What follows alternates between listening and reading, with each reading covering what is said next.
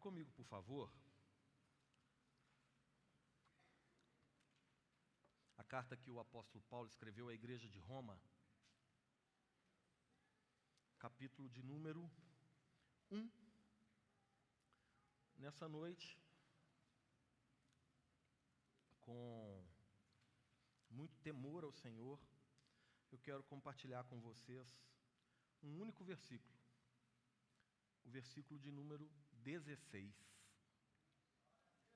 Romanos, capítulo de número 1, o versículo de número 16.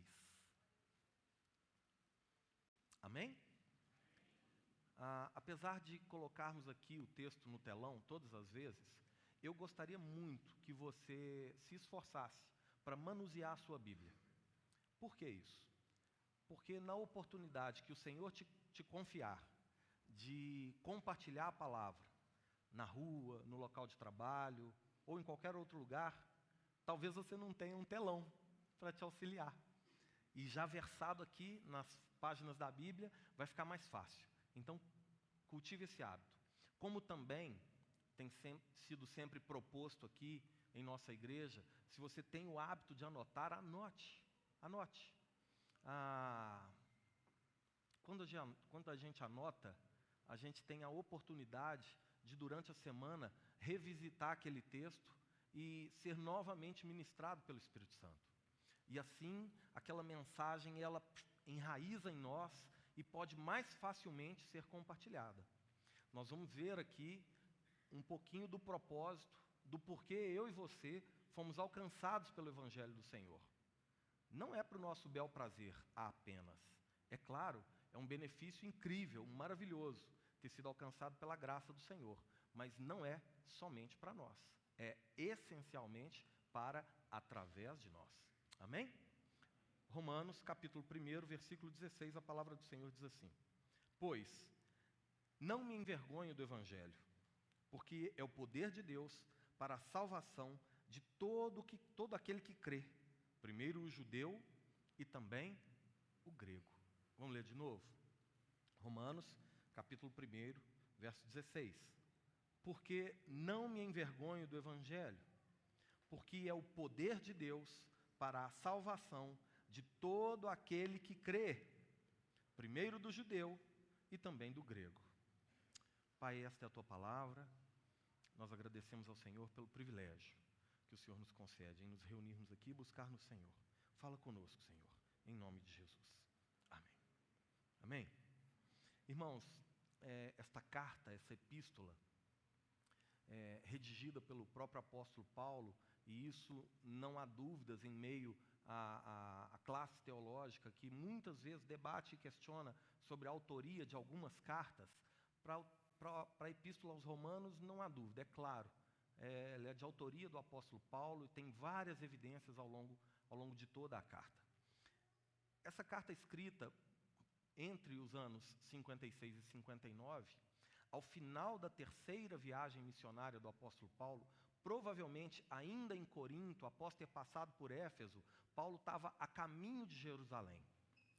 E Paulo estava com o propósito, após ter arrecadado ofertas junto às igrejas da Macedônia e da Acaia, o propósito de Paulo era chegar a Jerusalém para abençoar, para ajudar, para assistir aos irmãos pobres da Judéia. Provavelmente, os irmãos que estavam na dispersão, por causa da perseguição religiosa que estavam sofrendo, eles estavam fora das suas casas, então passando fome, passando sede, passando dificuldades. O apóstolo Paulo se compadece dessa situação e, movido pelo Espírito Santo, ele empreende uma campanha para auxiliar aqueles irmãos pobres da Judéia. Esse era o propósito que Paulo tinha, chegar a Jerusalém e, após cumprir este propósito, entenda bem, o apóstolo Paulo tinha ficado por volta de 15 anos evangelizando, plantando igrejas, discipulando, acompanhando, levantando líderes ali no entorno da bacia do Mediterrâneo. E agora, naquela área, já não tinha mais trabalho evangelístico para ser realizado pelo apóstolo Paulo. Então, compreendendo bem o propósito ao qual Deus o chamou, como apóstolo dado aos gentios, ou seja, àqueles que não eram judeus, aqueles que não eram chamados povo aliançado. Entendendo esse chamado, entendendo esse propósito, cresce no coração do apóstolo Paulo o desejo de chegar até a Espanha, o qual, no entendimento do mundo antigo, também era chamado de confins da terra. Mas não somente por esse motivo. Paulo sabia que na Espanha Jesus ainda não havia sido apresentado. E a Espanha era o berço intelectual do mundo antigo. Da Espanha surgiram vários nomes notórios e influenciadores da cultura, da literatura, da política. O próprio Sêneca, que foi tutor do imperador Nero e depois foi ministro do Império Romano, provinha da Espanha. Então o desejo de Paulo era chegar até a Espanha, porque a Espanha já tinha esse conceito de intelectualidade, e Paulo queria quebrar aquela filosofia humana com o propósito do reino, pregando a filosofia que transcende o entendimento humano. Fora isso, a Espanha estava ali pertinho de Portugal, dominava o Estreito de Gibraltar, então era também um ponto estratégico, política, econômica e cultural. A partir da Espanha, esperava-se que o Evangelho fosse rapidamente por todo o mundo conhecido.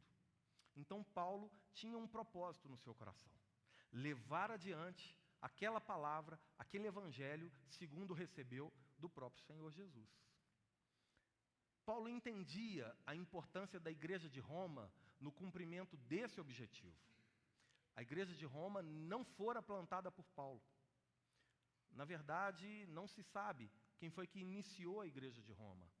Especula-se que os romanos, mesmo sendo judeus, ou judeus prosélitos, judeus convertidos, eles, gentios convertidos ao judaísmo, né, são os prosélitos, eles estavam no Pentecostes. Inclusive naquela lista de Atos 2, quando vai falar da nacionalidade dos homens que estavam ali e ouviram do discurso de Pedro e foram cheios do Espírito Santo e foram batizados, estava ali romanos. Então, muito provavelmente, esses que ouviram, que participaram do Pentecostes ali em Atos 2, ao voltarem para Roma, iniciaram ali um movimento, uma reunião, e começaram a compartilhar acerca da fé, do que experimentaram do Senhor, do agir do Espírito Santo, do entendimento e da revelação que veio a eles, e a igreja nasceu. Essa igreja, quando Paulo se dispõe a chegar a ela, já tinha 30 anos. 30 anos. Já era uma igreja forte, já era uma igreja robusta, já era uma igreja que se fazia conhecida em toda a região. O apóstolo Paulo, entendendo a relevância da igreja de Roma e entendendo que a igreja de Roma estava, de certa forma, sobre a sua jurisdição, porque apesar de, na igreja de Roma, terem muitos, não só gentios, mas também judeus, estava em Roma, num território gentílico, então, teoricamente, estava dentro da sua jurisdição apostolar. Paulo, então, escreve à igreja de Roma, saindo ali de Corinto para ir para Jerusalém, dizendo do seu interesse de passar por Roma para colher em Roma algum fruto, como a gente observa aqui no versículo de número 13 do capítulo 1. Paulo vai falar qual que era o desejo que ele tinha quando ele queria passar por Roma. Ele vai dizer assim: porque não quero, irmãos, que ignoreis que muitas vezes me propus a ir ter convosco, no que tenho sido até agora impedido. Ou seja, tentei muitas vezes, mas não deu. Para conseguir igualmente entre vós algum fruto, como também entre outros gentios. Aqui Paulo fala de dois objetivos ao passar por Roma: alcançar ali algum fruto, ou seja, alguma conversão, alguma rendição de corações ao Senhor, como também ajuda, apoio, para que Paulo, a partir de Roma, chegasse à Espanha e cumprisse ali o seu ministério. Quando você olha para esse desenho, esse panorama desse fim da terceira viagem missionária de Paulo e essa tentativa por empreender uma quarta viagem missionária, você entende que o propósito das igrejas sempre foi e deveria continuar a ser de se ajudarem. Aqui Paulo tinha passado pela Macedônia, uma região muito pobre, tinha passado pela Acaia, uma região pobre, tinha passado pela Grécia, foi em Corinto, levantando ofertas para ajudar os pobres de outra igreja que estavam tendo dificuldades. E agora ele queria a ajuda de uma outra igreja para chegar num lugar onde não existia igreja, para quem sabe plantar uma igreja ali. Porque, irmãos, os únicos que pensam em si mesmos são aqueles que ainda não tiveram o coração rendido ao Senhor. Porque todas as vezes que o Senhor alcança o coração de alguém, transforma esse coração, e o eu deixa de ter lugar, e o nós passa a surgir.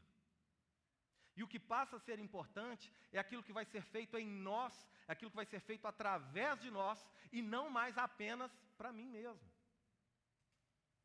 E aqui Paulo está demonstrando isso com a ligação de uma igreja com outra, desde a Macedônia até lá na Judéia, igrejas que talvez jamais se encontrariam, foram unidas pelo amor que Paulo tinha no cumprimento da sua missão de pregar o Evangelho. Outra coisa que a gente aprende com o apóstolo Paulo, nessa atitude, nesse exemplo, é que nós, como cristãos, o que importa para nós agora é fazer a vontade do Senhor. E não importa se eu acabei de chegar de uma atividade, eu já preciso estar pronto para iniciar outra. Talvez você conheça alguém que fala assim, vou no culto esse final de semana não? Já fui semana passada. Nem tem, né? Aqui em Varginha não, graças a Deus. Vou nem perguntar quem não veio semana passada. Está surgindo um movimento de seleção, que funciona assim. As pessoas anteriormente, há uns anos atrás, participavam de mais ou menos 3 reuniões por semana. Com o advento das atividades e de tantas outras coisas para fazer, afinal de contas agora tem até Netflix, as pessoas estão deixando de vir aos cultos e começando a participar de no máximo 2 cultos por semana. Isso não parou por aí, continua evoluindo. As pessoas estão agora, muitas vezes, participando de um culto a cada quinzena. Ou seja, 2 reuniões por mês. Já está bom. Já é suficiente.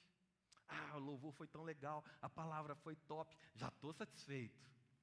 Isso é um erro, é um perigo. Por quê? O mundo aí fora não para de nos influenciar. Não para de nos assediar. Não para de nos alimentar com as porcarias que o mundo tem. E a conta é fácil, é matemática básica. Tem 2 cachorros. Você vai botar os 2 para brigar um com o outro. Aquele cachorro que come mais, vai ficar mais forte. Se o nosso coração é mais alimentado pelo mundo do que pelo Senhor, é claro que a carne vai ficar mais forte que o Espírito. Não que o Espírito do Senhor não tenha poder, mas eu alimento tanto a carne e sobreponho o Espírito, então é matemática básica. Vai dar ruim, meu irmão. E aí eu quero fazer um alerta, e por favor, coloque amor no que eu vou dizer. Mesmo problema, dia após dia, semana após semana, mês após mês, ano após ano. O que está acontecendo?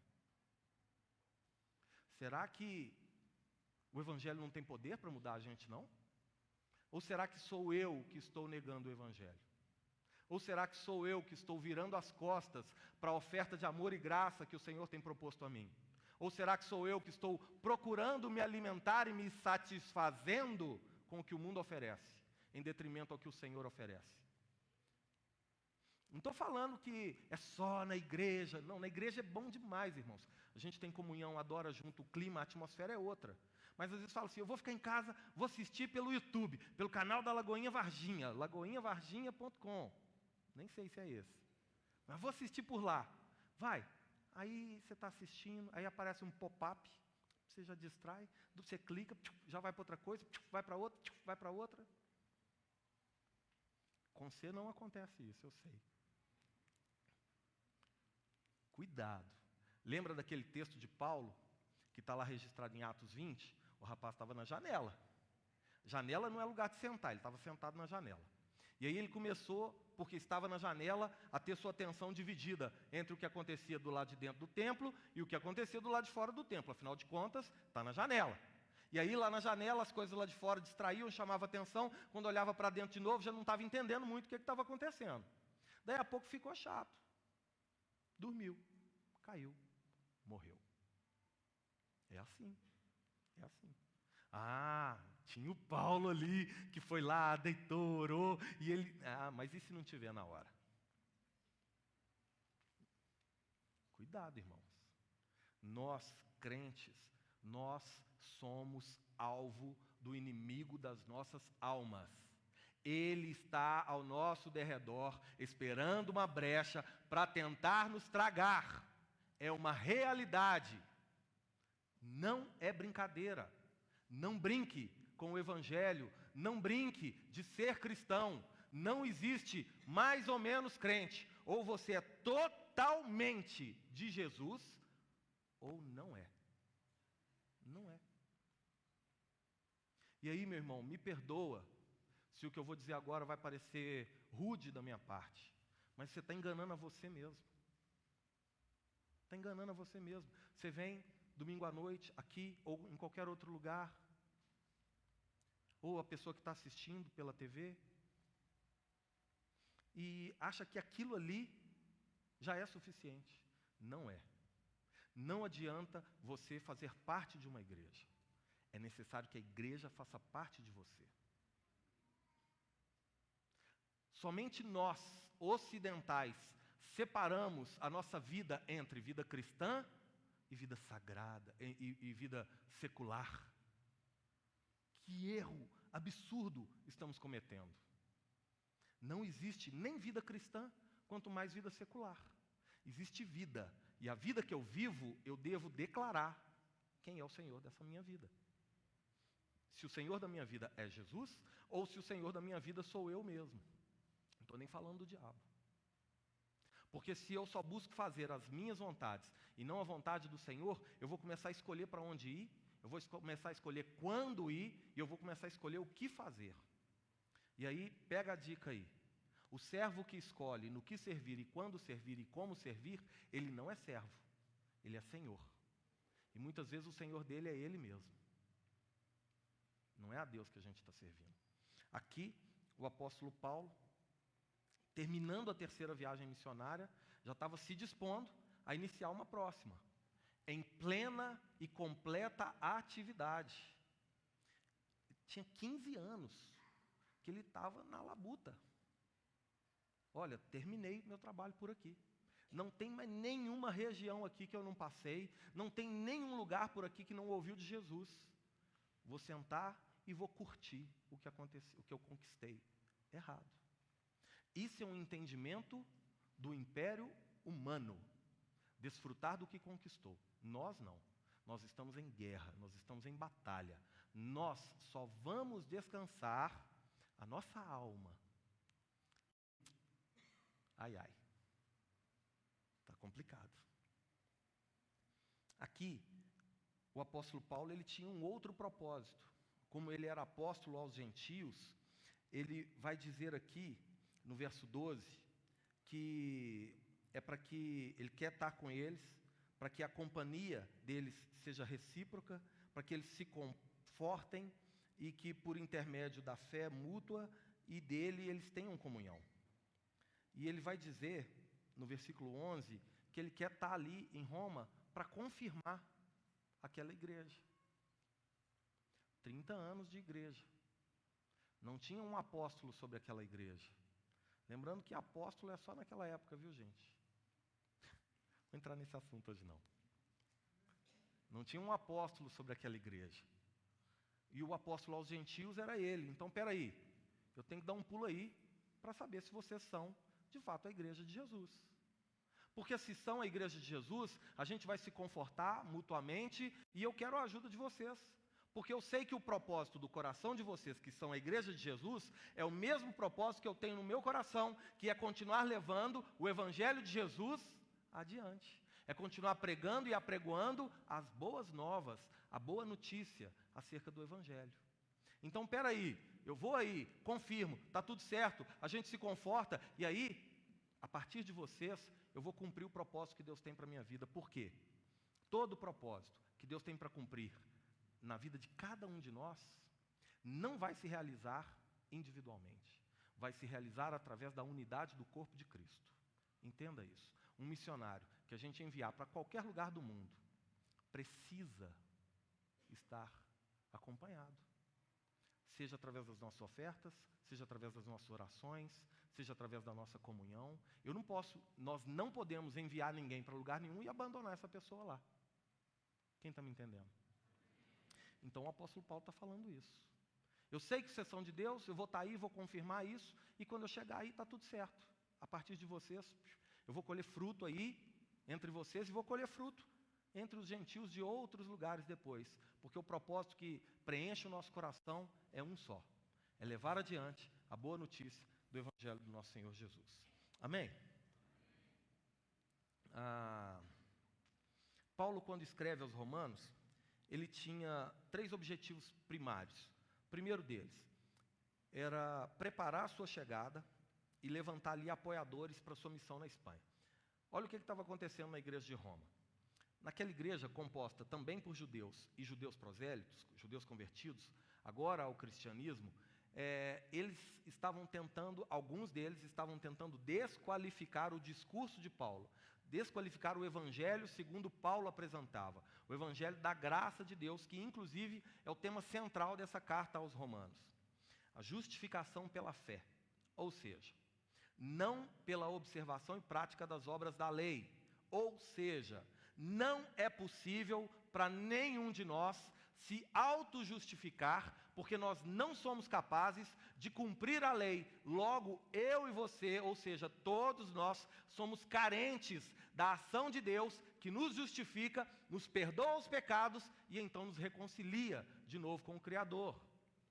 Alguns judeus estavam questionando Paulo com relação a isso, porque não queriam aceitar que Paulo pregasse essa mensagem, porque queriam, apesar de já terem sido alcançados pela graça de Deus, ainda estavam amarrados, acorrentados na lei, e tinham que conservar as 3 grandes marcas da religião judaica, que eram, número 1, o ato da circuncisão, de se declarar aliançado com Deus através de uma marca externa no próprio corpo.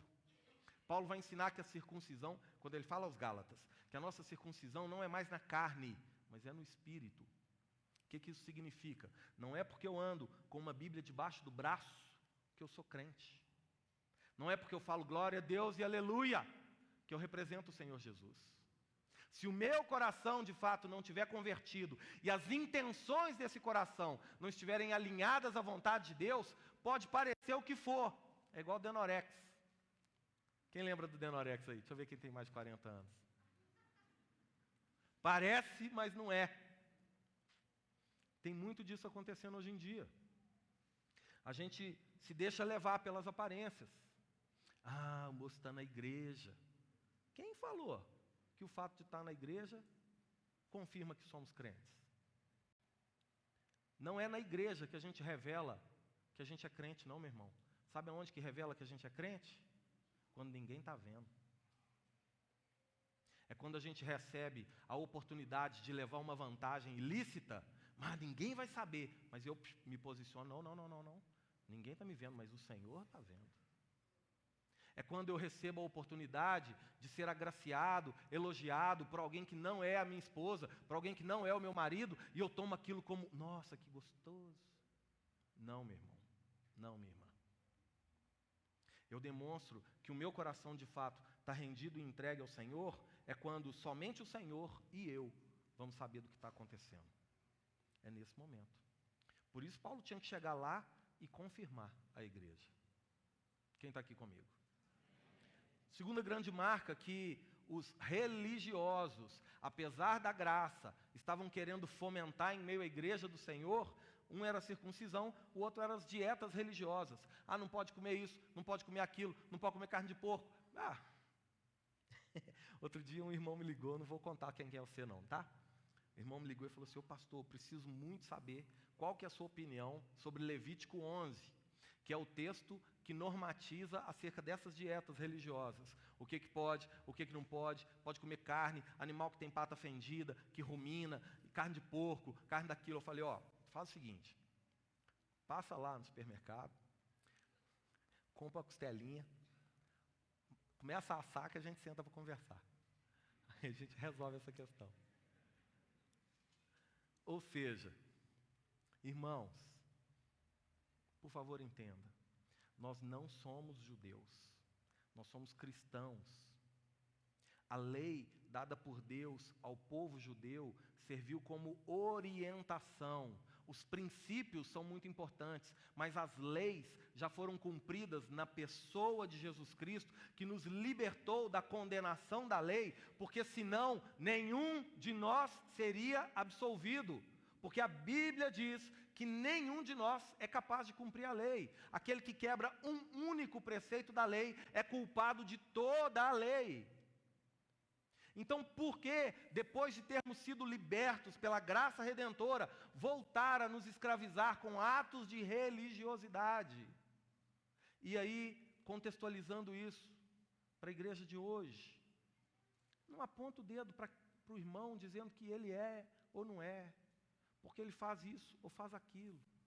Talvez, não estou dizendo que é, mas talvez a única diferença que há é que o pecado dele é diferente do seu.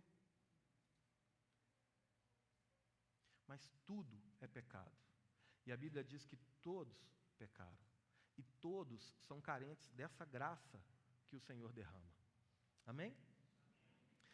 Terceira grande marca do judaísmo que os religiosos na igreja de Corinto estavam querendo manter, e Paulo certamente iria incomodá-los naquilo ali. Primeira é a circuncisão, as dietas religiosas. A segunda e terceiro, a observância do calendário religioso, ou calendário sagrado. Tem que participar da festa tal, tem que participar do rito tal, tem que subir escadaria de joelho, tem que passar no Vale do Sal, tem que fazer isso, tem que pegar o chapéu com sujo de sangue, é camisa, né? Não tem que nada disso mais. Não tem.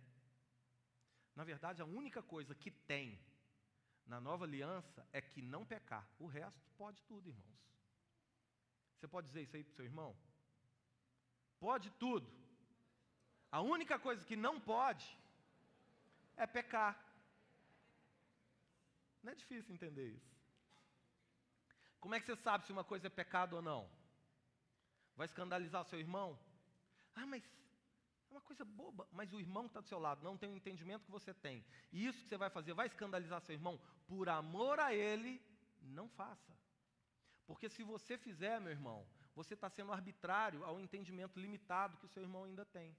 Então não faça. Porque o que o apóstolo Paulo, o mesmo apóstolo, ensinou aos coríntios foi: tudo é permitido, mas nem tudo é conveniente. Tudo é permitido, mas nem tudo vai edificar.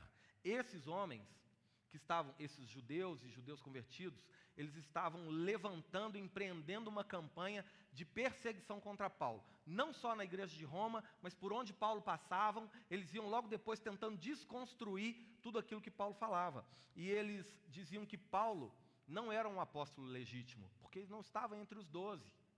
Diziam também que o discurso de Paulo não era embasado na lei de Moisés. E era nos princípios, nos valores, na essência da lei, mas não no rito da lei, porque o rito da lei foi cumprido na pessoa de Jesus. E agora Paulo apresenta Jesus Cristo como aquele que é o detentor e portador da graça que é compartilhada a nós, e que em Cristo nós não somos mais condenados. Romanos 8:1. Nenhuma condenação há para aqueles que estão em Cristo Jesus. Glória a Deus. Irmãos, e eles começavam então a dizer que a mensagem que Paulo carregava era contrária à tradição. Por quê? Entenda algo. Todo religioso dá mais valor para as doutrinas do que para a palavra. Todo religioso se apega mais ao método, ao formato, do que à comunhão, do que ao relacionamento. E aí, por causa do formato ou da regra, ele não se importa em matar um irmão. Ele não se importa em colocar sobre o irmão um peso de julgo muito grande. Mas estou cumprindo a lei. Estou cumprindo. A regra é clara. Viu, Arnaldo? Pá! Isso é atos de religiosidade. Era o que Paulo estava ensinando, de forma contrária. O que aconteceu, irmãos, depois disso? Inclusive, um teólogo alemão chamado Dietrich Bonhoeffer escreveu um livro chamado Discipulado. Você pode procurar depois com o pastor Marcelo. É um livro fantástico que fala sobre a banalização da graça. É as pessoas pegarem o discurso de Paulo e distorcerem o discurso de Paulo, falando, já que é assim, então agora vale? Não vale tudo, não. Se você ler aqui o versículo de número 17, Romanos capítulo 1, verso 17, olha só. Olha o que Paulo está dizendo. Visto que a justiça de Deus se revela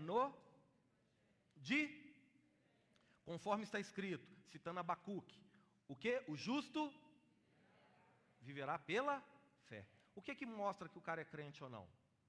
O testemunho dele. Então, esse negócio de banalizar a graça só revela que o cara não tem, de fato, o coração convertido. Vai lá para capítulo 6 de Romanos, versículo 1 e 2. Vai lá, Romanos, capítulo 6. Olha o verso 1 e 2. Que diremos, pois? Permaneceremos no pecado para que seja a graça mais abundante? Uma distorção do texto que diz, aonde abundou o pecado, superabundou a... Olha o que Paulo está falando. A gente vai ficar no pecado para demonstrar que a graça é mais abundante? Ele mesmo responde, de modo nenhum. De jeito nenhum. Se fosse aqui em Minas, de jeito maneira.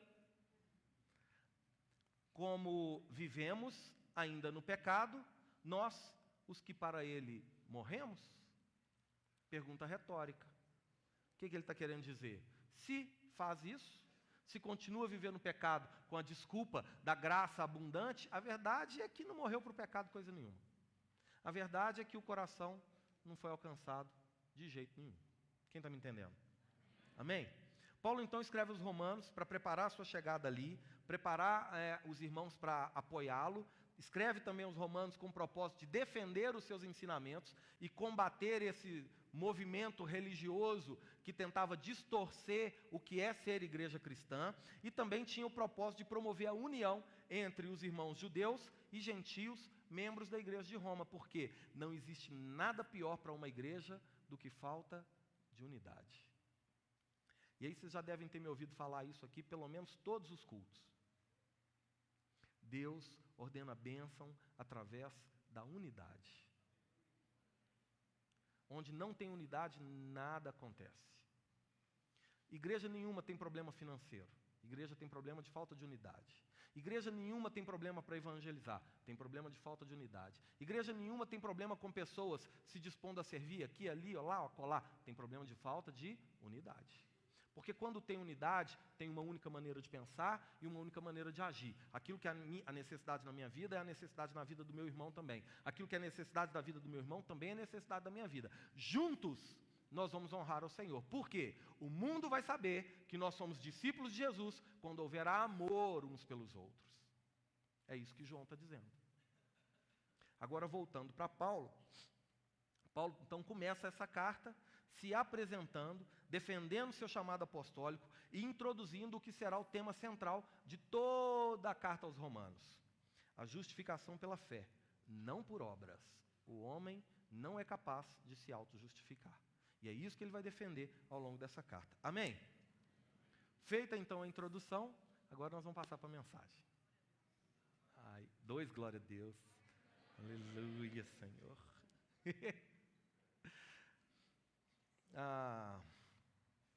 Eu gostaria de compartilhar com vocês nessa noite sobre o que é, então, o Evangelho do Senhor Jesus Cristo.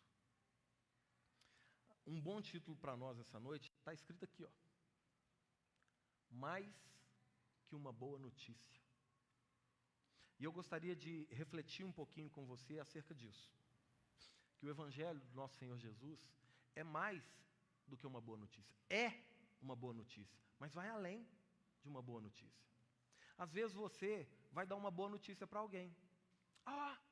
Estou grávida. Aleluia, glória a Deus. Vocês estão fraquinhos, hein? Às vezes você vai dar uma boa notícia. Fui promovido no emprego, glória a Deus, aleluia. Troquei de carro, comprei um carro novo. Ou então, olha, fui chamado para ser missionário lá na Coreia do Norte, aleluia. Às vezes você vai dar uma boa notícia. Não necessariamente é o Evangelho. Mas o Evangelho é uma boa notícia e é mais que uma boa notícia. E o apóstolo Paulo sabia como ninguém as implicações de anunciar o Evangelho. Fato que fez com que ele, já velho, cansado, no fim das suas forças, trancafiado numa prisão romana, abandonado por seus companheiros, teve a sua cabeça decepada pela espada dos seus inimigos. Ele sabia as implicações de se anunciar essa boa notícia. Paulo sabia o que custaria e não negou o chamado que Deus tinha para ele. Hoje em dia, por muito menos do que Paulo sofreu, e nós vamos dar uma olhada nisso daqui a pouco, muitos de nós estão deixando de cumprir o chamado. Se começou a chover, não vou não. Mas está tendo aí o sanfona vírus.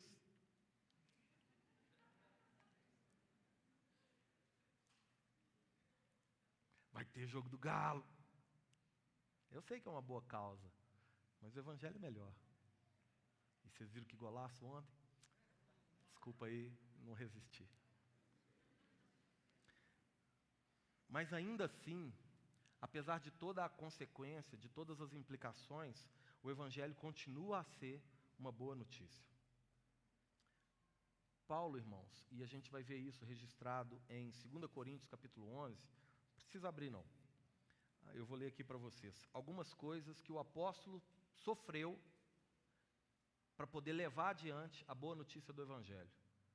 Eu gostaria que isso te inspirasse, porque muitas vezes a gente tem se disposto, por favor, coloque amor no que eu vou te dizer. Muitas vezes a gente tem se disposto a cumprir o chamado de Deus, não em função do amor que temos a Deus, a palavra e ao chamado, mas ao que a gente vai receber por cumprir o chamado. Vou ficar conhecido. Vou ficar famoso. Vou ganhar dinheiro. Não sabe de nada, inocente. Mas olha o apóstolo Paulo.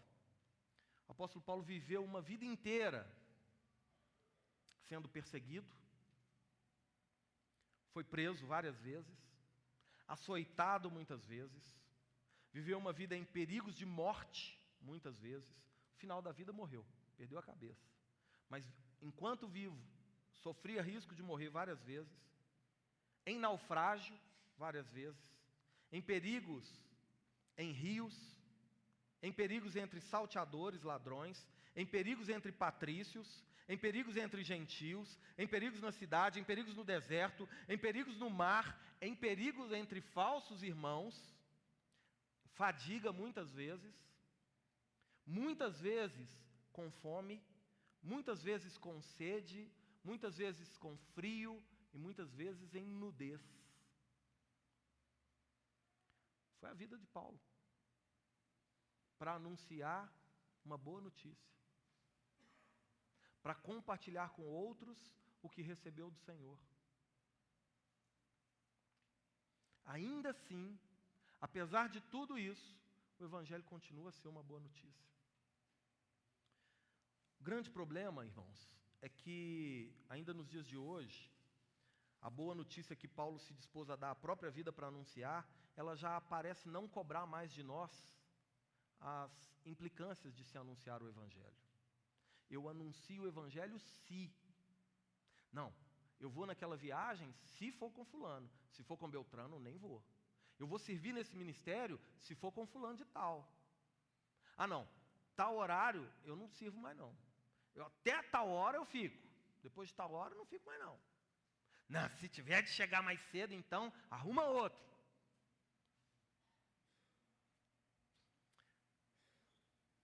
a realidade é que as implicações do Evangelho de Cristo nas nossas vidas não mudaram. E por mais amor que nós tenhamos a Ele e a verdade da Sua palavra, todos nós, deveríamos estar dispostos a morrer e a viver pelo anúncio do Evangelho. E não está errado, não. A ordem é essa mesmo. É primeiro morrer para então viver. Porque se eu não morrer pelo Evangelho, eu não vou viver pelo Evangelho. Eu vou colocar muitas condições que me agradam, levantar muitas situações que me desagradam. Se eu não estiver disposto a deixar Cristo viver no meu lugar, eu vou sempre buscar fazer a minha vontade e não a do Senhor. E hoje em dia, não é mais agradável aos ouvidos dos ouvintes do Evangelho mensagens de renúncia, mensagens de sacrifício, mensagens de arrependimento ou de perdão. Afinal de contas, e o meu bem-estar? E o que eu vou ganhar por participar da igreja tal? E o que eu vou ganhar por servir no ministério tal? E o que eu vou ganhar por anunciar o nome de Jesus? Paulo ganhou açoites, cuspes, ofensas, prisões, cadeias, tortura. No verso de número 14, Romanos capítulo 1, verso 14, o apóstolo Paulo se diz devedor. Eu gostaria que a gente atentasse para esse conceito de quem está devendo. Talvez você saiba o que é isso. Eu já soube uma vez. Hoje pela graça de Deus, eu sou devedor só do Evangelho. E eu oro para que você seja também. Só do Evangelho. Inclusive, devolve o livro do pastor. Fica a dica.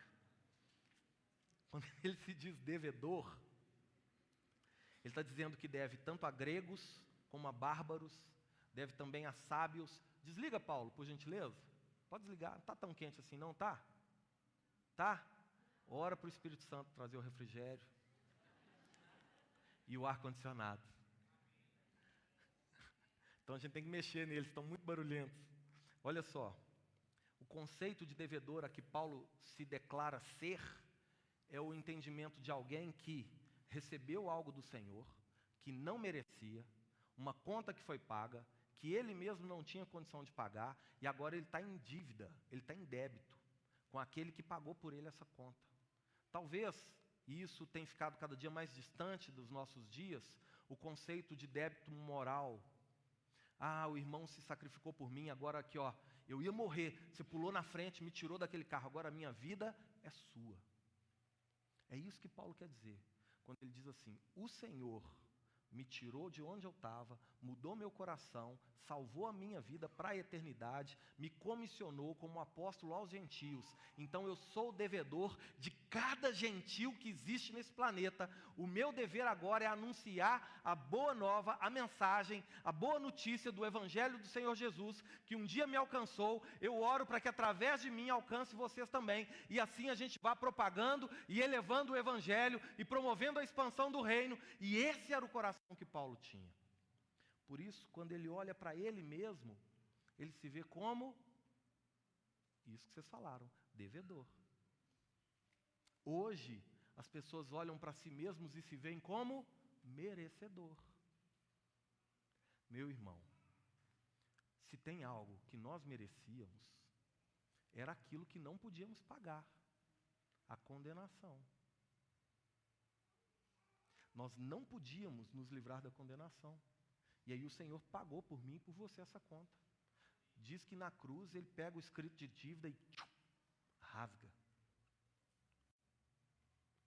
Se isso não aconteceu com você ainda, é bom demais. Você está devendo, eu estava devendo ao pastor Marcelo uns livros.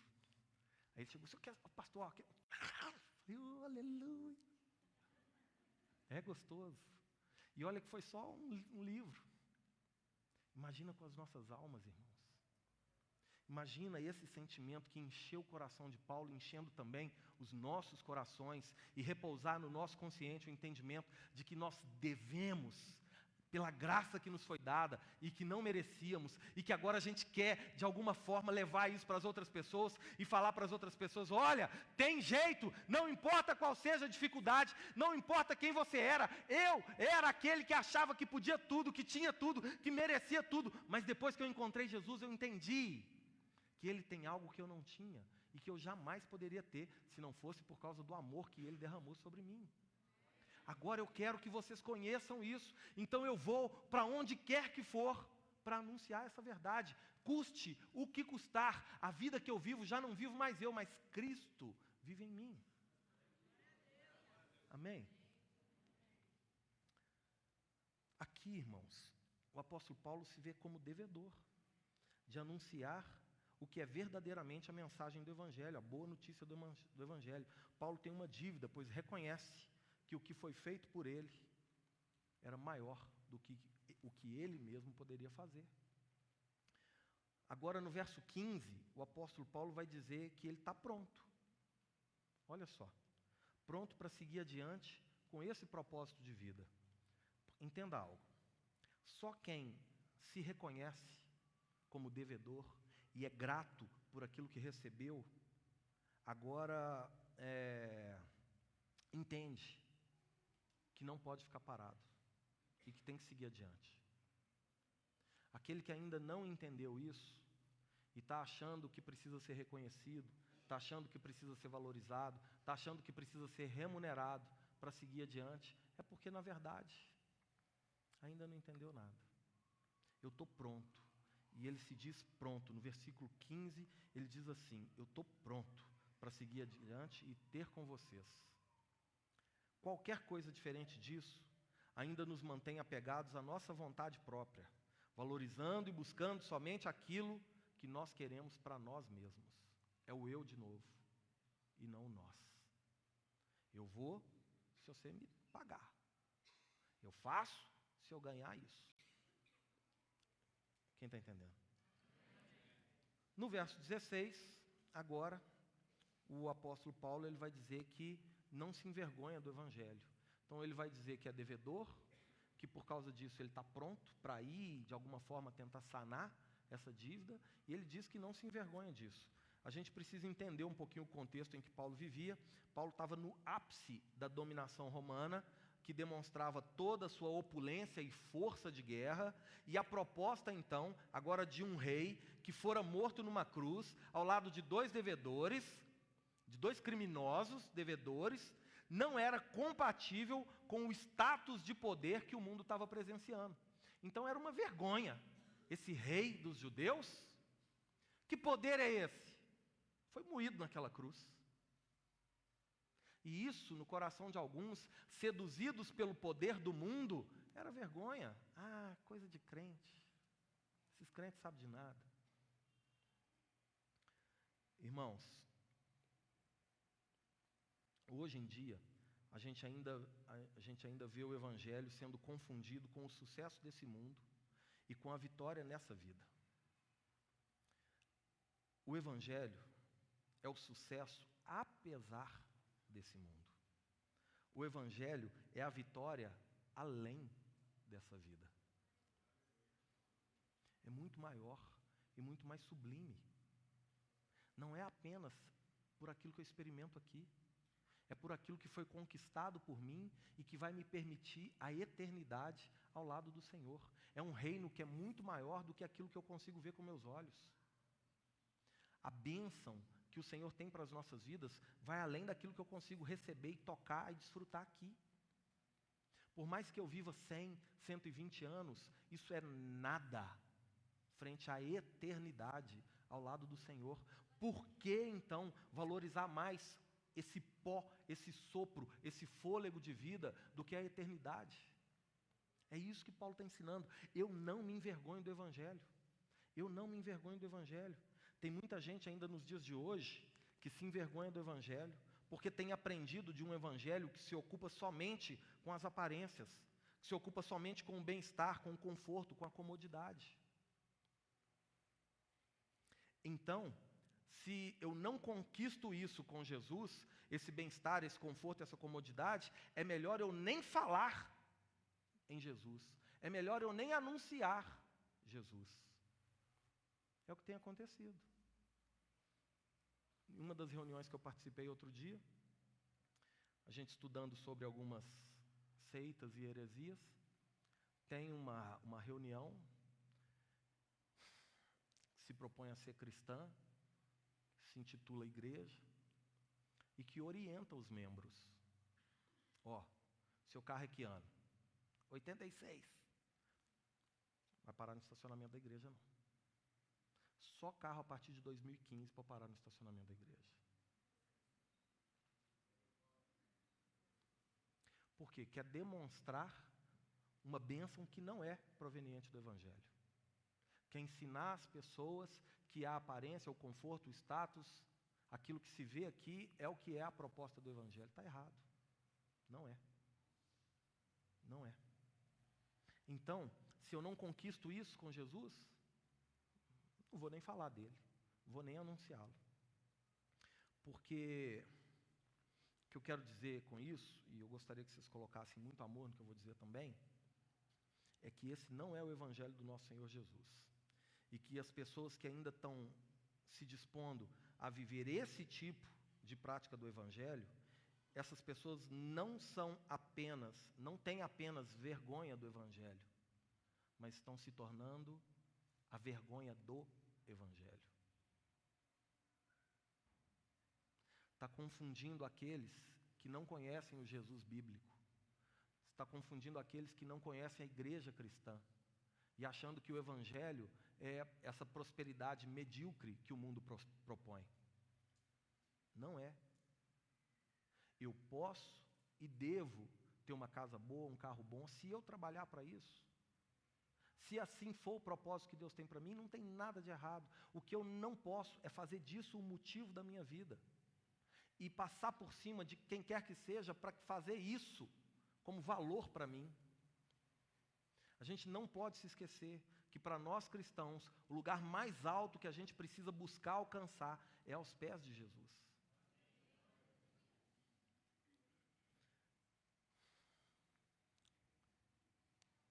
O que parece com esse tipo de prática, irmãos, é que a gente ainda não aprendeu nada com a história das civilizações, que a gente ainda não aprendeu nada com a história da igreja, que todas as forças meramente humanas constituídas que se levantaram contra o povo de Deus, ruíram. Olha só, os egípcios já caíram, os assírios já caíram, os babilônicos já caíram, os persas caíram, os gregos caíram, os romanos caíram, mas a igreja do Deus vivo continua firme. A igreja do nosso Senhor Jesus permanece de pé. Não há quem se oponha à vontade de Deus. Aleluia.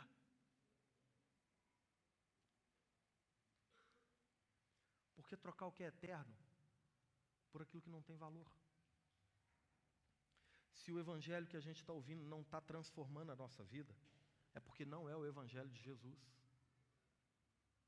Talvez é o evangelho de um homem, talvez é o evangelho de alguma igreja, mas não é o evangelho da graça de Deus que nos alcança, nos constrange, nos impõe o arrependimento e então nos perdoa os pecados. E aí sim, a gente pode se achegar diante de Deus, não mais como devedor, mas como aquele que por Deus, pela graça, mediante a fé, foi justificado. É essa a proposta de Paulo ao escrever aos Romanos. Paulo agora então explica por que ele não se envergonha do Evangelho. Ele não se envergonha do Evangelho por quê? Primeiro, porque o Evangelho é a boa notícia de que Jesus Cristo está vivo. Não se envergonha do Evangelho porque é a boa notícia de que Jesus, já que está vivo, em breve voltará. Se bem que essa é uma péssima notícia para algumas pessoas. Paulo não se envergonha do Evangelho porque ele é a boa notícia de que Deus nos ama e quer nos reconciliar consigo mesmo através da pessoa de Jesus.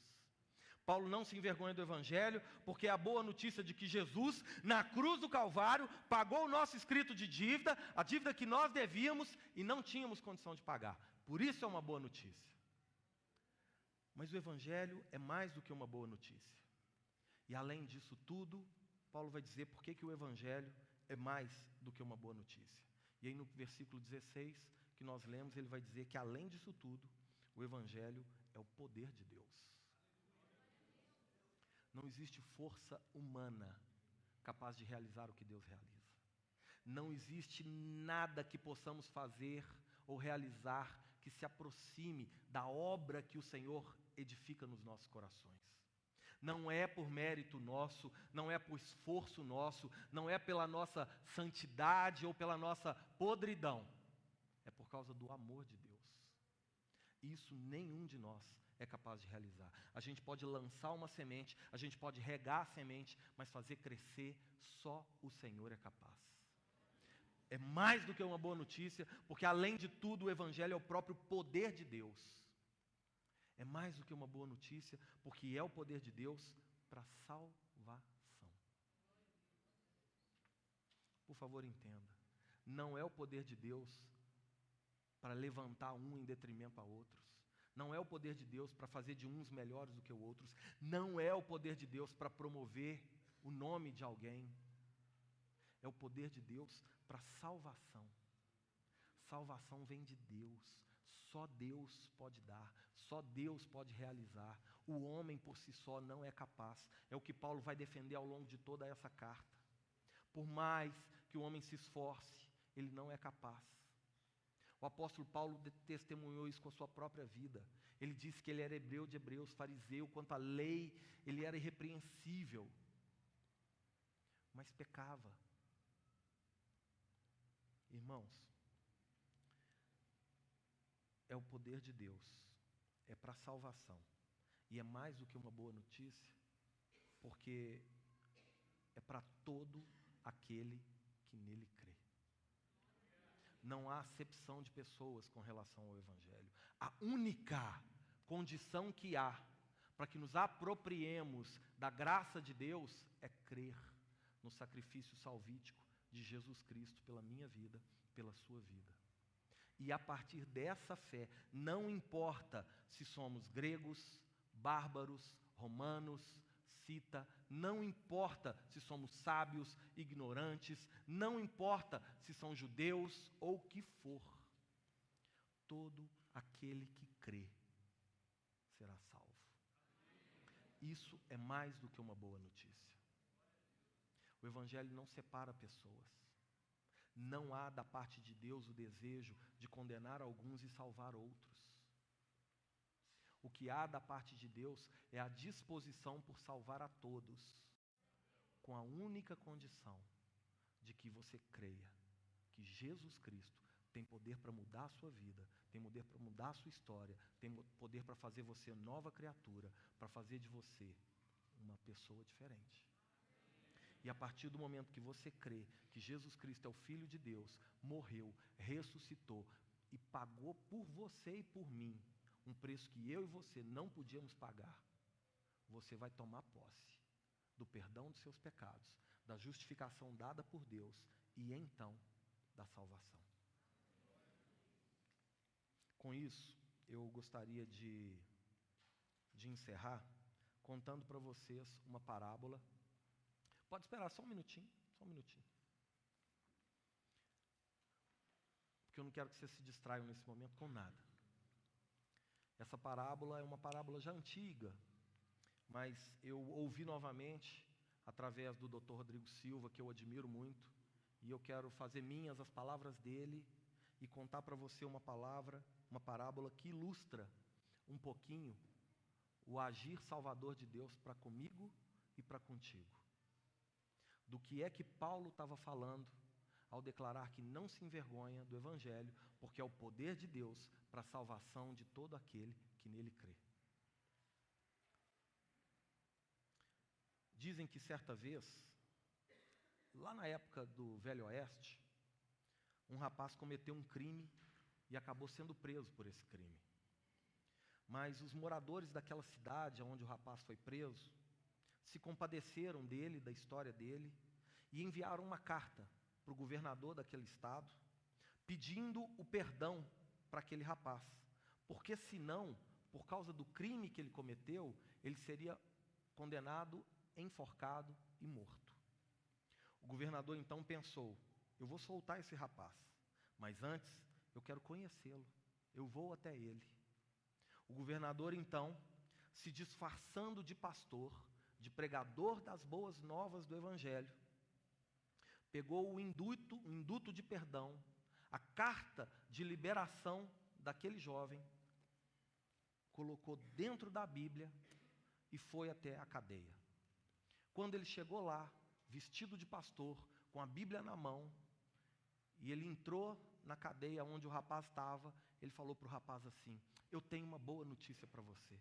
O rapaz, vendo aquele pastor, era o governador, vestido de pastor, com a Bíblia na mão, vendo aquele homem, disse assim: sai daqui, não quero nada com você, não quero saber de nada que você tem para me dizer. Começou a cuspir naquele pastor, começou a tirar coisas naquele pastor, começou a tentar agredir aquele pastor, rejeitou aquele pastor. Aquele pastor então, que era o governador, assustado com aquela situação, recuou um pouco, virou para ele e falou assim: mas eu tenho algo importante para você aqui dentro, eu não quero saber de nada que está aí dentro, não me importo com o que você me fala, não quero saber, não quero ouvir. Aquele pastor então, para sua própria segurança, saiu dali, foi embora. O carcereiro chegou para aquele rapaz e falou assim: você é muito burro. Sabe quem era essa pessoa aí? Não era um pastor não, era o governador. E dentro daquela Bíblia, ele tinha colocado o induto do seu perdão. Passaram alguns dias, aquele rapaz foi condenado à forca. E lá, prestes a ser executado, ele pediu a palavra, gostaria de falar. E eles concederam a ele um último pedido. Então ele declarou assim: quero falar para todos vocês, por favor entendam, principalmente os mais jovens.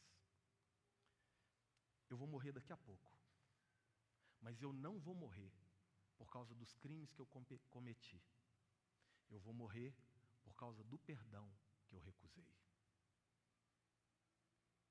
E assim é com cada um de nós que rejeita as boas novas do Evangelho.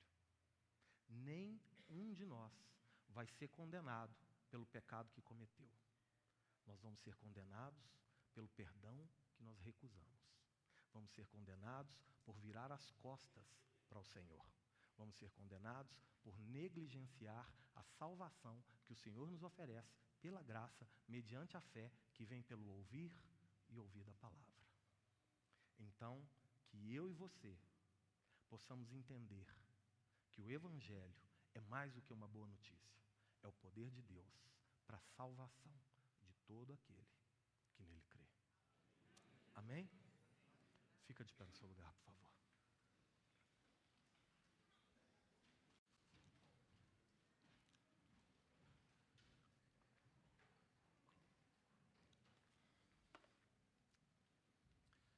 Nós vamos cantar essa canção.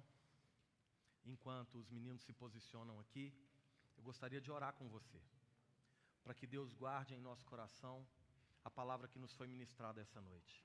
Coloque a mão no seu coração, por favor. Pai, eu quero agradecer ao Senhor pela oportunidade que o Senhor nos concedeu essa noite, de uma vez mais nos reunirmos aqui para receber do Senhor direção para as nossas vidas. Que possamos, de alguma forma, ter aprendido com o exemplo do apóstolo Paulo e que possamos, assim também, nos posicionar como ele se posicionou. Guarda, Senhor, nos nossos corações a Tua santa palavra para não pecarmos contra Ti. E que, em nome de Jesus, possamos entender e valorizar a extensão do Teu perdão oferecida a nós através da pessoa de Jesus e do Teu sacrifício por nós. Que o Senhor nos permita buscar e encontrar fé através da Tua palavra, para então, quando o perdão nos for proposto, que possamos agarrá-lo e desfrutar de uma vida eterna ao lado do Senhor, em nome de Jesus. Amém?